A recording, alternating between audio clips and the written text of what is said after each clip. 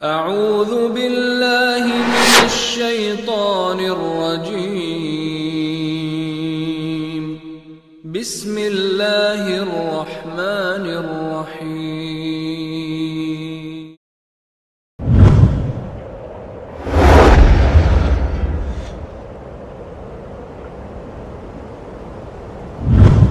السلام علیکم ورحمۃ اللہ وبرکاتہ۔ محترم سامعین، سوال یہ ہے کہ حضرت عیسیٰ علیہ السلام جن کی پیدائش کرسچنوں کے مطابق، عیسائیت کے مطابق 25 دسمبر کو ہوئی اور اسی حساب سے وہ لوگ بڑے دھوم دھام سے اس کو عید اور جشن مناتے ہیں، تو سوال یہاں پر یہ پیدا ہوتا ہے کہ جب حضرت عیسیٰ علیہ السلام کی یوم پیدائش پر جشن منایا جا سکتا ہے، عید منائی جا سکتی ہے، تو حضرت محمد صلی اللہ علیہ وسلم جو خاتم الانبیاء والمرسلین ہیں، سید المرسلین ہیں، اماموں کے امام ہیں، انبیاء کے سردار ہیں، آپ صلی اللہ علیہ وسلم کی پیدائش پر مسلمان عید میلاد یا مسلمان عید جشن جلوس کیوں نہیں منا سکتا، جبکہ حضرت عیسیٰ علیہ السلام کی پیدائش پر ساری دنیا جشن مناتی ہے؟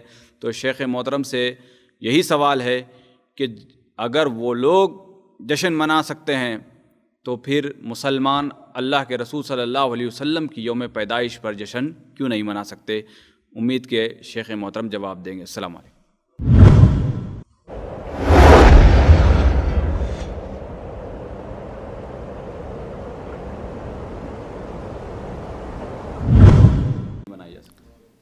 بسم اللہ الرحمن الرحیم، الحمدللہ والصلاۃ والسلام علی رسول اللہ۔ ساتھیو، آپ لوگوں نے سن لیا یہ سوال، لیکن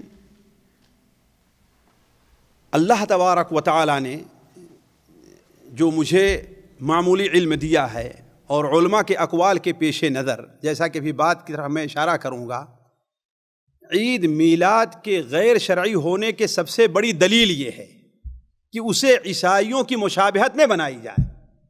یہ سب سے بڑی دلیل ہے۔ کیوں؟ اسلام کا ایک اصول ہے کہ غیر قوم کی مشابہت نہیں کی جائے گی۔ سنن ابو داؤد میں حضرت عبداللہ ابن عمر رضی اللہ تعالیٰ عنہما سے مروی ہے کہ نبی کریم صلی اللہ علیہ وسلم نے ارشاد فرمایا کہ من تشبہ بقوم فہو منہم، جو کسی قوم کی مشابہت کرتا ہے وہ انہی کے ساتھ اس کا شمار ہوگا، اس کا شمار اسی میں ہے۔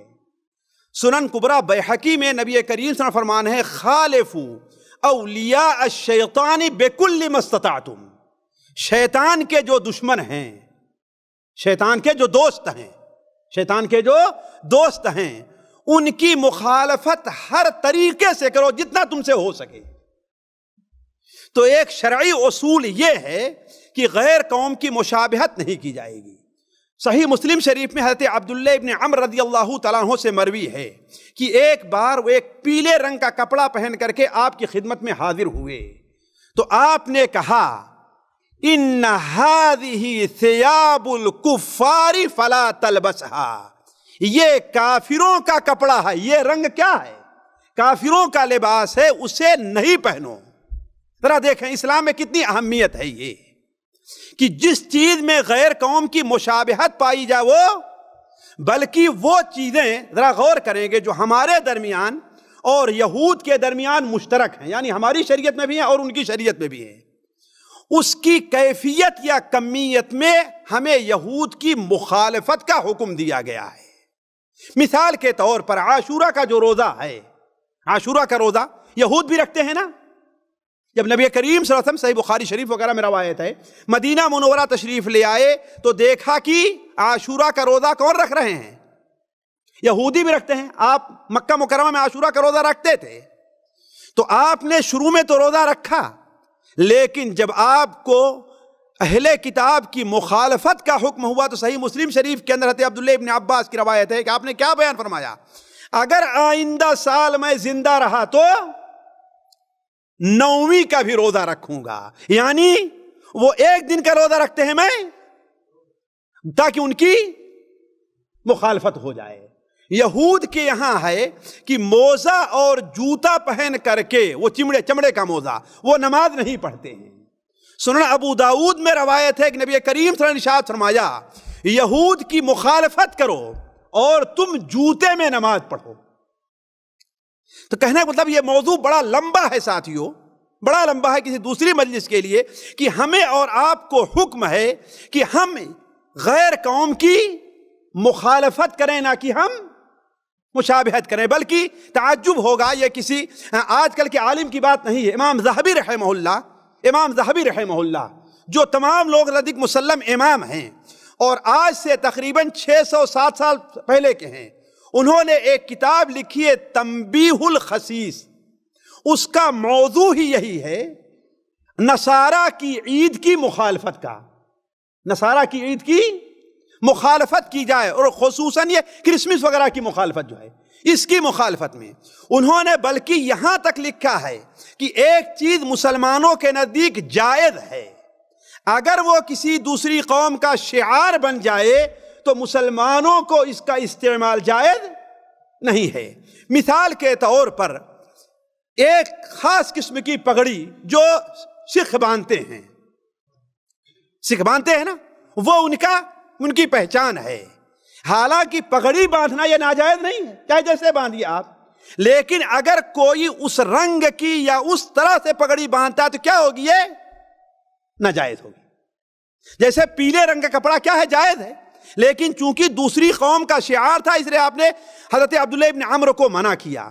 تو کہنے کا مطلب یہ ہے کہ اگر کوئی بھائی اس چیز کو عید میلاد کے لیے دلیل بناتے ہیں تو یہ چیز عید میلاد کے غیر شرعی ہونے کے لیے کافی ہے۔ کیوں؟ اس لیے کہ اگر آپ ان کی مشابہت میں منا رہے ہیں جیسا کہ ہے، کیوں؟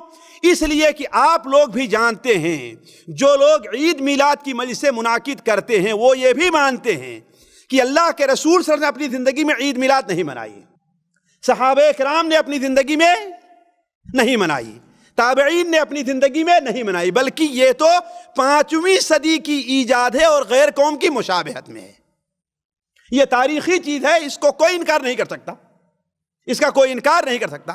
تو کہنے کا مطلب اگر یہ چیز مانی جائے کہ ہاں بھائی چونکہ وہ مناتے ہم بھی منائیں گے، تو اگر یہ چیز جائز بھی ہوگا تو پھر ناجائز ہو جائے گی۔ کیوں؟